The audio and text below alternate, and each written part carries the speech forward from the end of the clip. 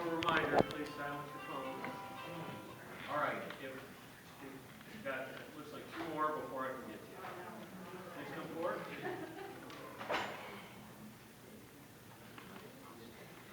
Good evening. Good evening. Can you hear me good? My name is Warren Lynch, and I'm a recent Michigan resident.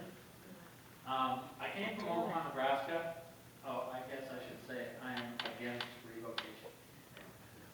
I came from Omaha, Nebraska with over 30 years' experience in physical security intrusion prevention, camera systems, and customer service. I was hired by ChristNet in January as a driver during their overnight program that is offered during the winter months to provide shelter for a number of the ChristNet guests.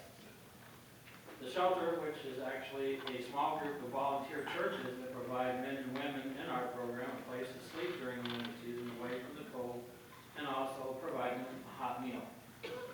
These guests are driven nightly to the church and picked up from the church and returned to ChristNet, where we provide breakfast, laundry services, showers, restrooms, computers, including rides to and from the DMV, work, getting IDs, DHHS, Social Security cards, health services, doctor's appointments, and to STEP where they can get free clothing.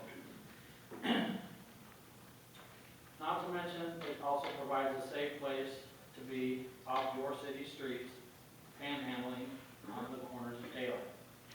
Although I am new to this line of work, I was asked to be a manager of the facility after the winter season. I have grown to feel a close camaraderie with our ChristNet guests and with my employers and peers. I'd like to stop for a moment from what I typed up to say that since working there in January, I have not received one call from local anyone saying, hey, there's somebody outside of ChristNet peeing on the street. Or I have not heard any of these complaints at all. So I don't know where these complaints are going, but they're certainly not coming to our facility. Back in Omaha, although we do have the Salvation Army services, we have nothing like ChristNet. A group of churches, and not just from one religion, Methodist, Presbyterian, Baptist, Lutheran, the list goes on, have reached out to give back to your community and provide your homeless humanitarian services, food, clothing, hygiene during the day that no other place I am aware of around here has to offer. In a time where homelessness is growing and services to these homeless is difficult for those in need to find what you would call a safe place, where those in need can go to get off the streets, closing ChristNet that provides these simple humanitarian needs to your homeless is simply nonsensical to me and almost bizarre behavior from a city with a growing number of homelessness every day. I do get calls from the local police. Hey, I'm just having to evict this 80-year-old guy. If I could ask you to please wrap up, sir. Okay. I have heard that Wayne Metro is behind me initiating the complaints against ChristNet, and I understand that ChristNet building on Eureka is owned by Wayne Metro as well. That the reason that these complaints and issues have been initiated against ChristNet is that Wayne Metro would like to close and remove ChristNet services management and then reopen the doors some months later under Wayne Metro management.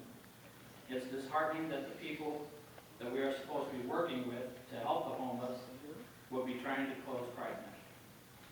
Thank you. Any other members that have not had a chance to speak, please come forward, sir. Good evening, my name is Paul Staples. I'm one of the elders at the Sunset Church of Christ. We're one of the congregations that have been approached to... Sorry? Please go forward. We're one of the congregations that have been asked to be able to be part of that housing, and our struggle has been with some of our members getting enough volunteers to be able to work the program. We have been able to go out and assist Gateway Church as well as coming down in the dire winter when lives were being threatened by the temperatures and work in providing temporary housing as ChristNet did for some of the homeless. Years ago, I had the privilege of working with People Helping People. They feed the homeless down in Detroit every week, and they provide I went down to Michigan and Trumbull to a soup kitchen down there, and I took teens, a whole busload of our teens from the church down there so that they could experience being in the presence of the homeless, come to understand where they come from. And as usually happens when I'm trying to teach somebody else, I learned more than they did, I think. I had this picture, this idea of what homeless people really were, and I was so wrong. You know, the state really doesn't provide housing for mental ill people any longer.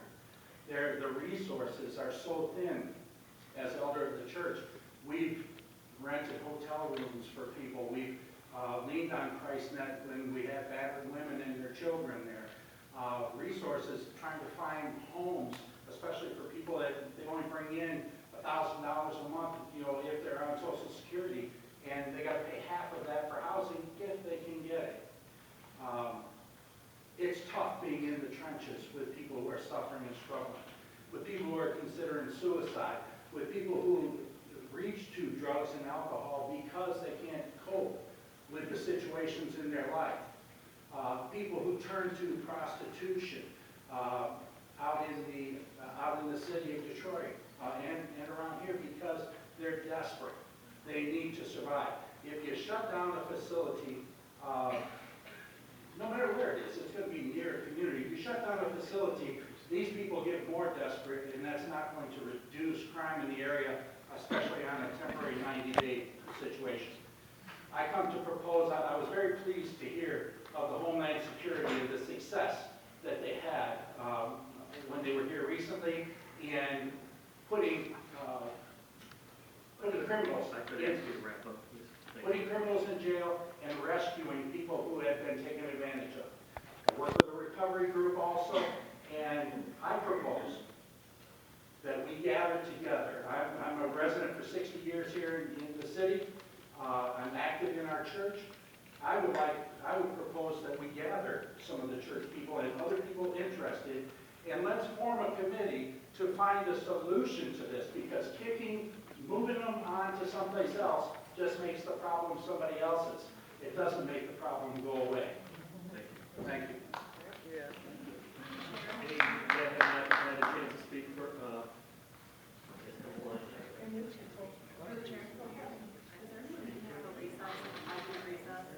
would the council like to take a 10-minute recess? 15? 10 is good. I 10 is good? Okay. So we have it going, you will be the next person.